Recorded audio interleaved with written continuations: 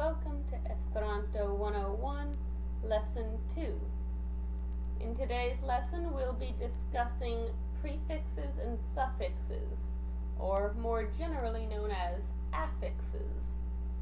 If you want to follow along visually with something else, or just have something to remember it later, you can go to the document Esperanto in 3 pages on the sidebar of our subreddit, and you'll find on page 2 the full list of prefixes and suffixes that I'm describing, along with a brief definition or translation for each. So, I'm going to be going through each of the prefixes and suffixes. I'll actually start with the suffixes, the ones that go usually after the root word. I'll start with those because there are more of them.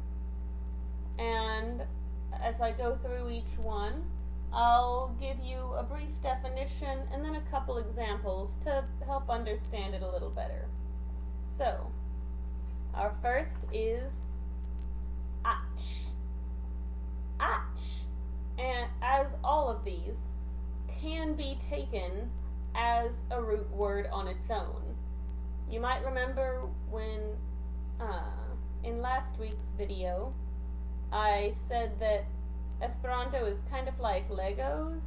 Well, think of these as some of those really small Legos, the ones that only have 2 little bumps that you're always missing to make that edge just right. And it still works even if it's by itself, but it also works if you're using it as part of a line. So, ach means icky or gross.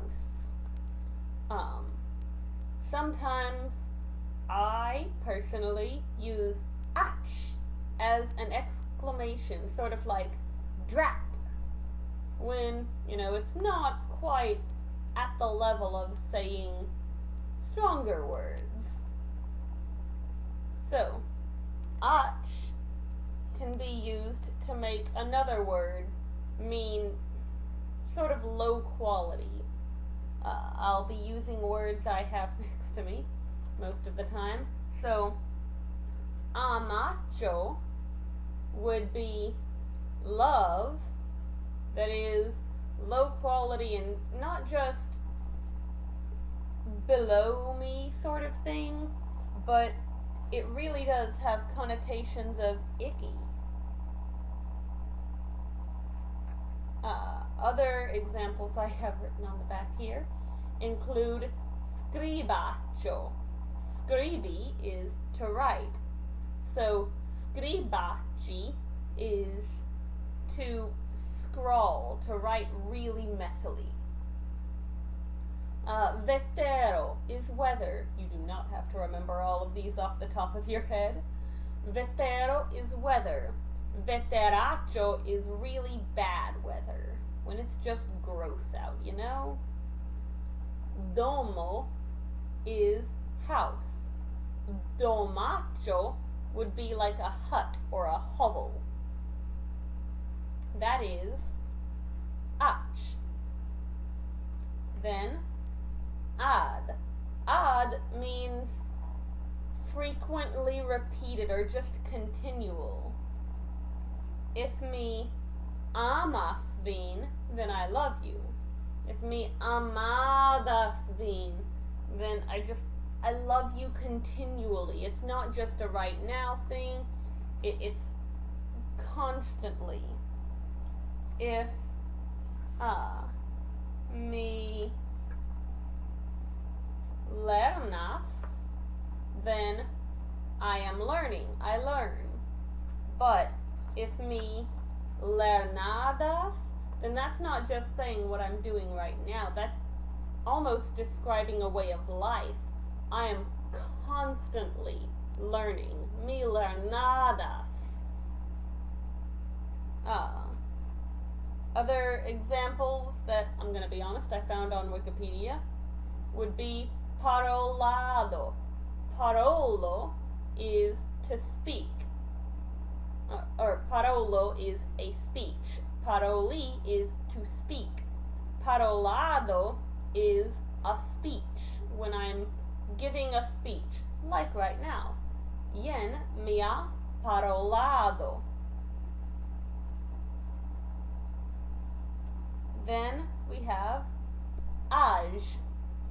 Aj, you'll note the little hat on the J, is a concrete manifestation of something or a product related to it. Nova, N-O-V-A, is new. So novajo is news, like you might watch on the TV in the evenings. Mangi is to eat. Mangiajo is food. It is a product related to eating. Just like novajo, news, is a product that is really intimately related to what is new. So product is aj. Another example is bovo would be a cow or a bull, and a bovine. And bovajo is beef, a product that is made from a cow.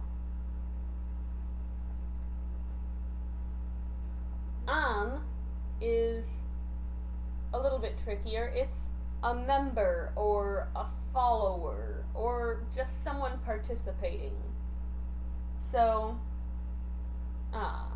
if I, for example, I am from the United States, which in Esperanto is usono, is the word for the United States. So I am an usonano. So you see there, I am a member of the United States. Cristo is the word for Christ. Cristano is the word for Christian, a member or follower of Christ. One of my favorite words in Esperanto uses this affix, this suffix, and that is samideano. Ideo is idea. Sama is the same. A samideano is a follower of the same idea. It's a word that Esperantists will commonly use to describe one another, because we as Esperanto speakers are samideanoi. We are followers of the same idea, that idea of a universal language uniting people in some way, at least in theory. Then we have ar, A-R. Aro and aro is a group of something. Arbo is a tree. Arbaro is a forest. Vorto is a word. Vortaro is a dictionary, a collection of words. Homo is a human. Homaro is humanity, mankind. Frato is a brother. Frataro would be a group of brothers. And it goes on like that. You can make any word into a group of no specific number, but certainly more than one, by adding ar right before the grammatical ending that says what part of speech it is. Chio is tricky to say and a little bit tricky to see in a word, because, for example, you saw just now with frat aro that you can see each individual part of the word. You can see exactly where frat, the root, is, exactly where ar, the suffix, is, and where o, the grammatical ending, is. You know exactly where one stops and the other begins. With chyo, it's a little bit different, because with chyo, we cover up that T. The cho, that C with a hat, kind of overlaps with the T, because chyo is the ending for male nicknames. If you want to give a nickname to a male, it ends with chyo. So, if fra o is brother, then fraccio, covering up that T, remember, fraccio is bro, or bub, or bubba. Fraccio. Other examples would be from patro, father, you would get paccio. Or, if you're just saying, I'm going out with the guys, you might say, I'm going out with the ichioi.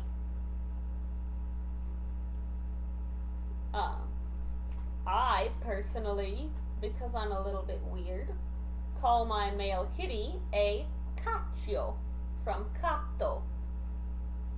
So that's how you use chio.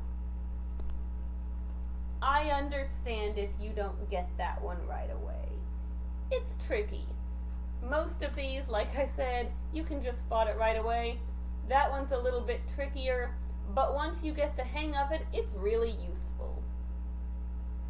Next, we have ebla. This one, more than any of the others I've shown you so far, I have seen as a word on its own. It indicates possibility. So if I say eble, that means maybe, possibly, because remember, E is for adverbs. So eble means maybe. I will eble do this means I will possibly do this. So an example of how it could be used is amebla. This is it being used as a suffix. Amebla is lovable. Possible to love as an adjective. The word being an adjective. Amebla, lovable. Something that it is possible to love. Other examples of how you would use it as a suffix would be if vidi is to see, then videbla is visible. If credi is to believe, then credebla is believable, credible. Next is ets.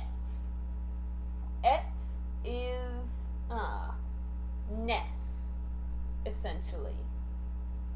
So fratezzo would be motherness or brotherness. Fratezzo, brotherness. One fun thing, amicezzo is friendship, friendness, from amico, friend.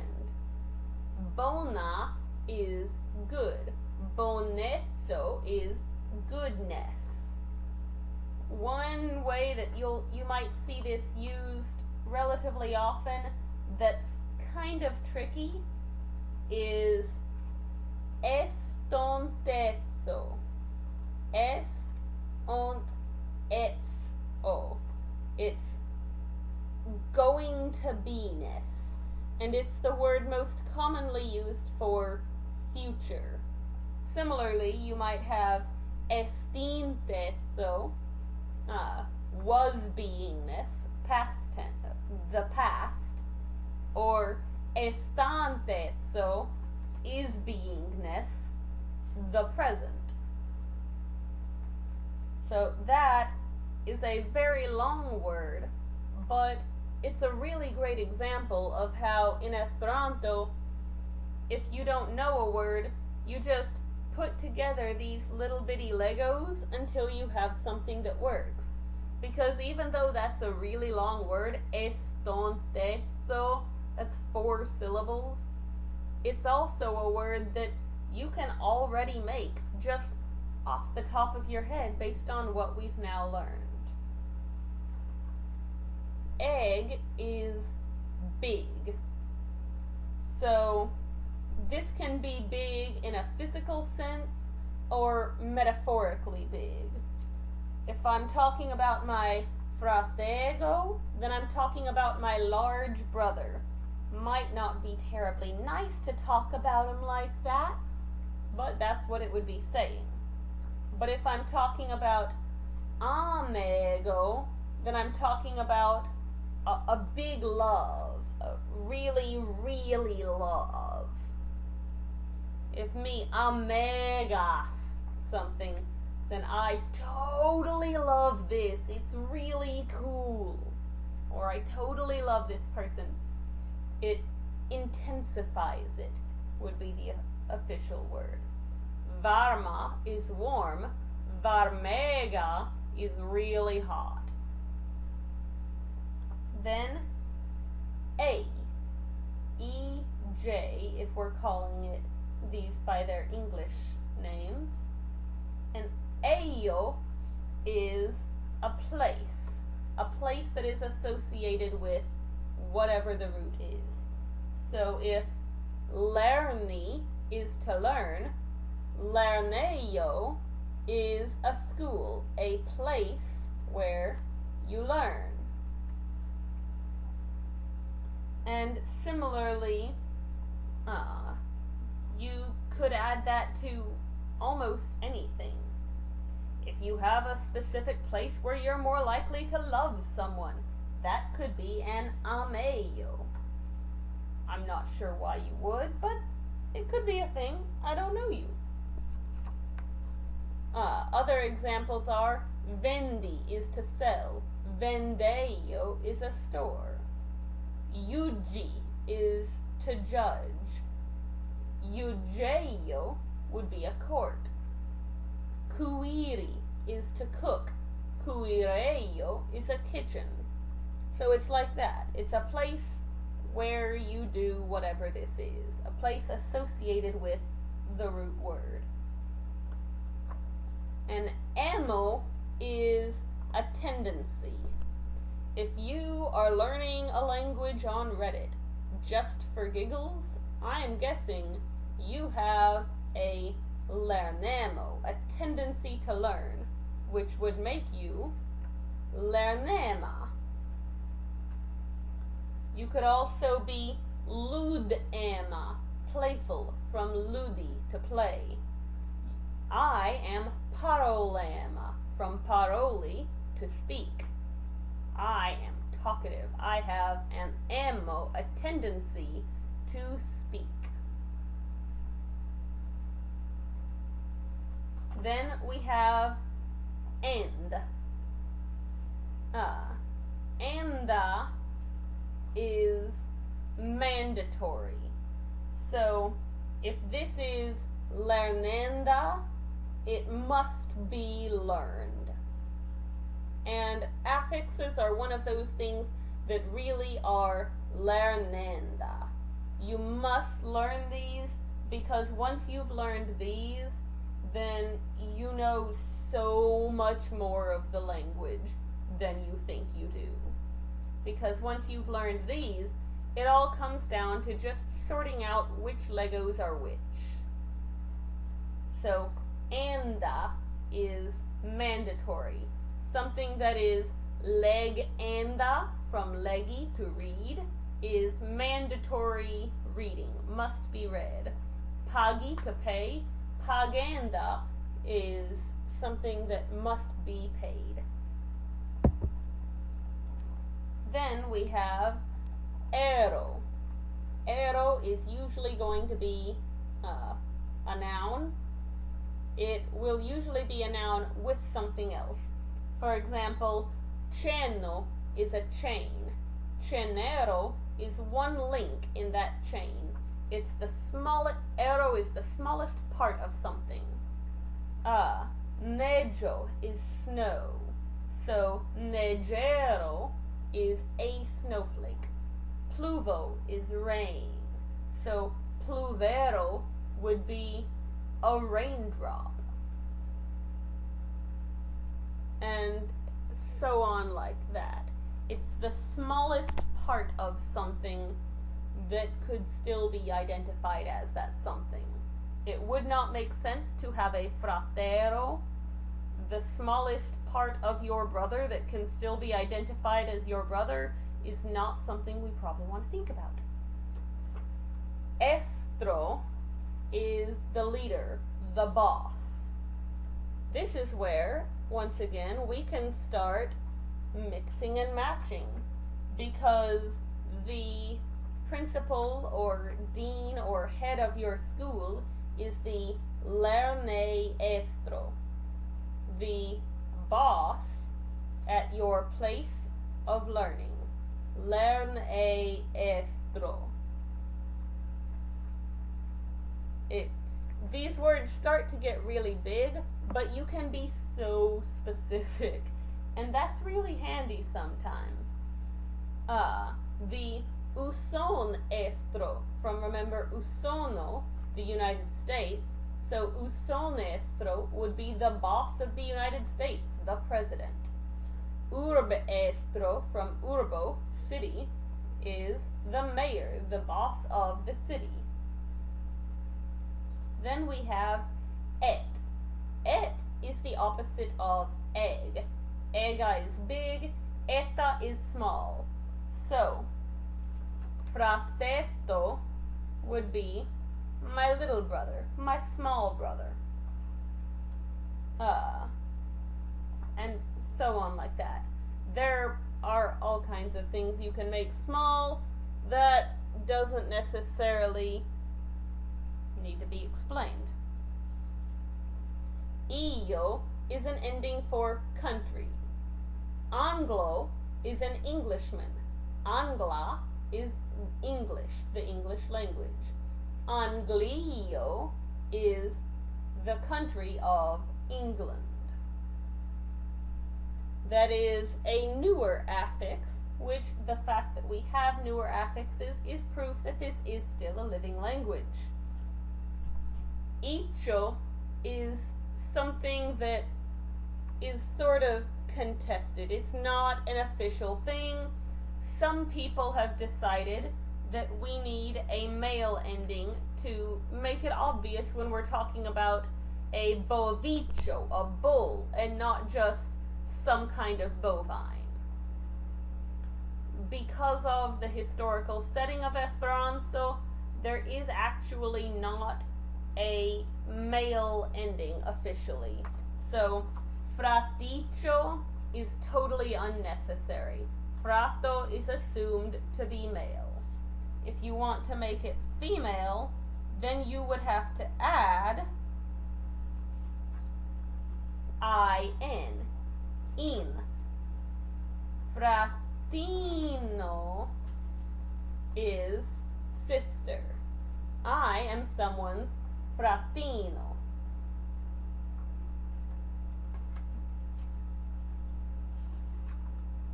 So, there you have that.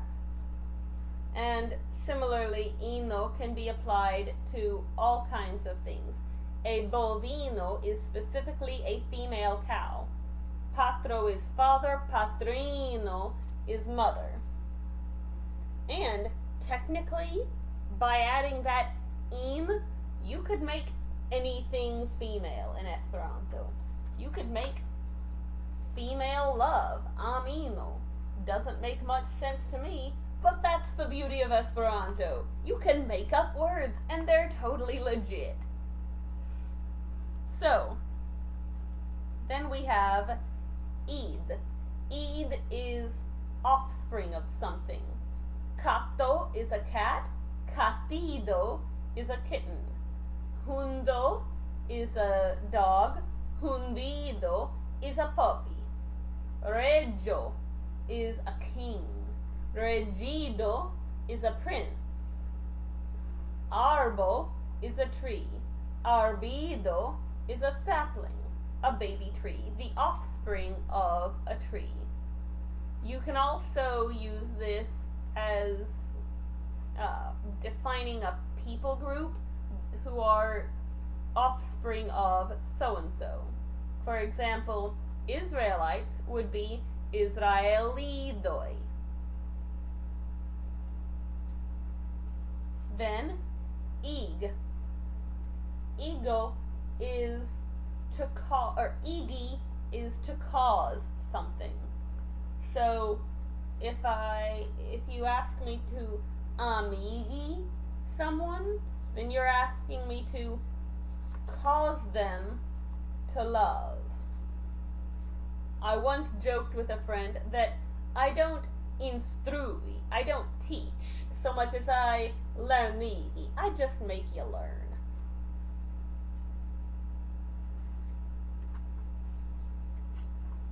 So, igi or ig is to cause something. So, if me lernigas vin, you could still talk about the ego, the cause. So, the lernigo would be the cause of learning, I suppose. Then you have igi. Ig is the passive form of that. If you are being caused or becoming such and such. So, to enamigi is to fall in love. Amigi is to become, well, amigi would be to become love. To fratigi would be to become someone's brother. Or be caused to brother. And so it's easier for me to remember it as being caused to, just because then you have to cause, ig, and to be caused, ig, and the only difference is that little hat makes it passive. So that's easier for me. Maybe it's not for you, but you'll find a way that is easier. An illo is a tool or an instrument. A musicillo would be a musical instrument. A lernillo would be a tool to help you learn. I've mentioned before that scribi is to write. Scribilo would be a pen or a writing tool. Inda is worthy of. If you are aminda, you are worthy of love. You deserve to be loved. And inda is another one of those that will relatively commonly be seen as just a word by itself. Worthy. Inda. Then you have ingo. Ingo is almost always going to be a noun because it's a holder or a sheath. Glavo is a sword. Glavingo is the sheath that holds a sword. Candelo is a candle. Candelingo is a candle holder. I'm going to be honest, you will almost never see this. Ismo is kind of like ism, like it looks in English. So, comuno is a community, or comuna is common. Comunismo is communism. I said before, Cristo is Christ, Cristano is a Christian, Cristianismo is Christianity. It's sort of, ismo implies that this is a philosophy of sorts, I would say.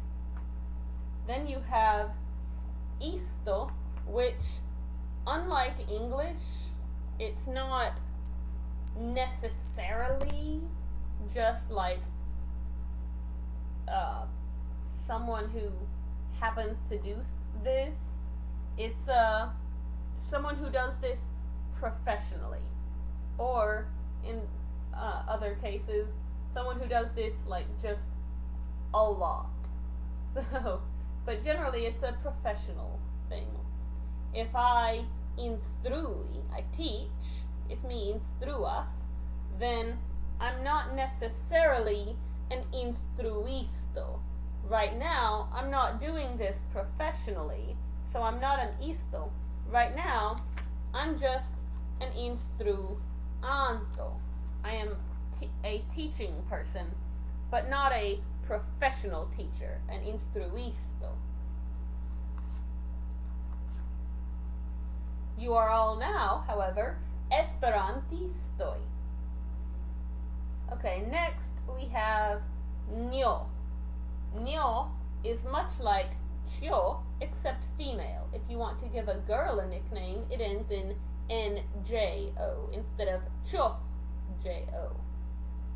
So, franyo would be sis, shortened, affectionate nickname form of sister. Franyo. Patrino, I said, is mother, from the root patro, father. So paño is mommy or mama. And lañoi would be the girls, just like the lachioi might be the boys. Then we have oblo or obla. Duobla, from du, two, is double. Triobla, from three, is triple. Or trioble would be triply. So, if you've ever in English thought like you have to wind up saying something like 5 times this because you really don't want to say quintuple, or just don't know the word quintuple because who does? In Esperanto, it's easier. It's just quinobla. So, obla is a multiple of a number. And the root there is basically always going to be a number. Ono is also always going to have a number as the root. This is a fraction, though. Just like obla is a multiple, ono is a fraction. So, duono is 1/2. Duona would be like half as an adjective, as you might sometimes use. And there are other ways to do that. Triono would be a third. Quarono would be a fourth. Quinono would be a fifth. And so on.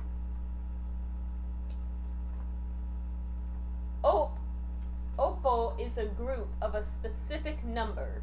So, triopo would be a trilogy, a group of 3. And if you've ever wondered what's a group of 4 or a group of 5, now you have words for that. Quaropo or quinopo.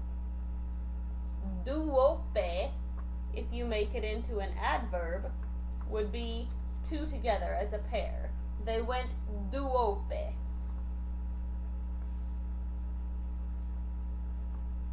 So that is op.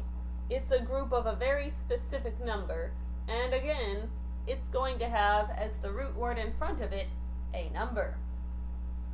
Uyo is a container. So Mono is money. Monuyo would be a purse or a wallet. Salo is salt. Saluyo would be a salt shaker. Some older Esperanto writings will use uyo instead of iyo as a name for a country. That always kind of makes me laugh, because then Angluyo makes me think of like a jar of Englishmen as the name for England, and that makes me giggle. Ulo is a person who is characterized by something. It's not something you do, it's just something you are. Sancta means holy. Sanctulo would be a saint. Yuna means young. Yunulo would be a young person. Not something you do, just something you are. It's a way of making an adjective into describing a person. Someone who is just defined by being this adjective, but making it into a person. Is kind of undefined. If you really just cannot for the life of you figure out what suffix you would use here, then is the suffix you would use. If I say something about an umo, it's a thingamajig. Colo is my neck. Columo is my collar. Cruzo is a cross. Cruzumi is to crucify. Where we really didn't know what exactly the connection is between the two words, but there's such an obvious connection that it's going to be that. Bracco is my arm. Bracumo is a hug. It's undefined, but where there's a really, really obvious connection, it has to be some kind of suffix with this word, but you totally can't figure out what that suffix ought to be. And that's the suffixes. Next we have prefixes. All of those suffixes will almost always be, if they're attached to a word, they're going to come after the root, because they just are. These will always come before the root. First, we have beau. Beau is in-law. Unlike in English, in-law always comes first. So, my beau frato is my brother-in-law. I have joked with a friend that if she gets married, then her cat will be her husband's bocato, his cat-in-law. Just because I think it's funny that you can add beau to anything and make it in-law. This implies separation or scattering. So, jetti, jo, e, to, I is to throw. Jetti. And disgetto, or disgetti, is to scatter around, throw it about every which way.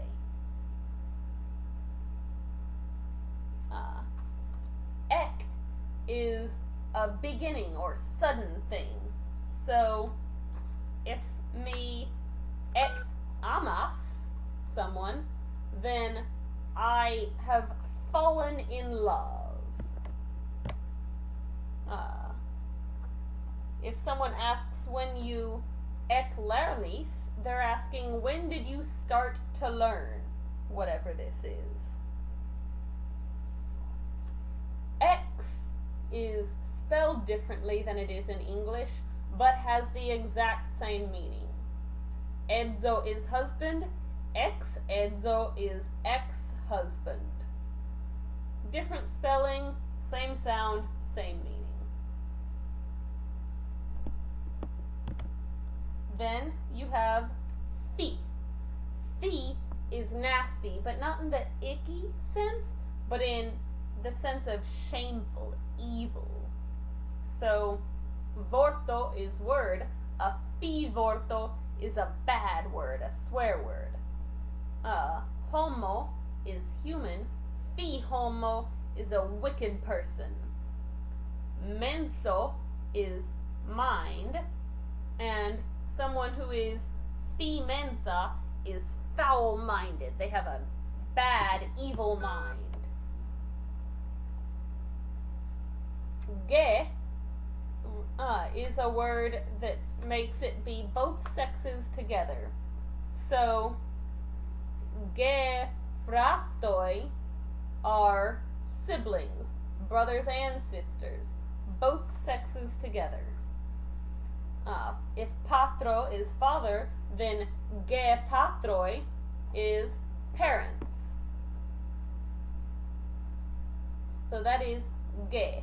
It is also sometimes used if you want to make it, it is occasionally used in the singular. There is officially nothing wrong with that.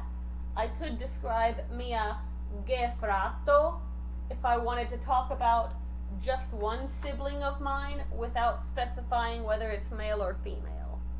Officially, there's nothing wrong with that. Mal is like anti. It's the opposite of. So, amo is love, malamo is hate. Bona is good, malbona is bad. Granda is big or grand, malgranda is small. Riccia is rich, malriccia is poor. Then, mis. Mis has exactly the same purpose that it does in English. If I scribi if me scribas something, then I write it. If me misscribas, then I miswrote it. If me parolas, then I speak. If me misparolas, then I misspoke. I spoke incorrectly. I made a mistake. Then, pra. Pra is primitive, ancient. Patro is father. Prapatroi are forefathers. Heimo is home. Praheimo is my ancestral home. If I talked about my pra-onclo, onclo being uncle, then I would be talking about my great uncle, pra. It's indicating that quite some time has passed, sort of thing. Re is exactly what you would expect it to be. It's again. If me re amas someone, then I love them again. Maybe I didn't for a while, but now I totally do again. Sendi is to send. If me re-sendas something, then I'm sending it back again. Diri is to say. If me re-diras, then I'm repeating it. I'm saying it back again. Veni is to come. If me revenas, then I am coming back again. And that is all of the prefixes and the suffixes. I know it's quite a lot, but trust me when I say, if you can get this, you've seriously got like half the language now. Because most of the really tough part of Esperanto is just learning to separate out which of these crazy prefixes and suffixes is which. And I know it seems like a lot, but again, if you learn these like 20-30 words, then you don't just know 20 or 30 words. All of a sudden, you know 20 or 30 words, because you have all these perfect little Legos that you can stick anywhere, and you can describe things that you haven't necessarily learned the word for. And if it turns out that there is a word for it, like, for example, if you're talking about your brother's child, and you totally don't know the word for nephew, then you could say fratido, and someone would say, ah, nevo, or nepo. But they would be able to tell you the right word, and you don't have to know the right word if you know prefixes and suffixes, and you can make up a word that works. And that's one of the things that I think is really cool. So, I hope you've learned something. Once again, all of this long list that I've just read off for you should be on page 2 of the document Esperanto in 3 pages, which you can find a link to that on the sidebar of our Reddit page, reddit.com/r/Esperanto101.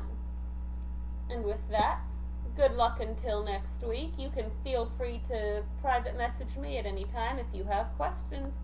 Look forward to seeing you again.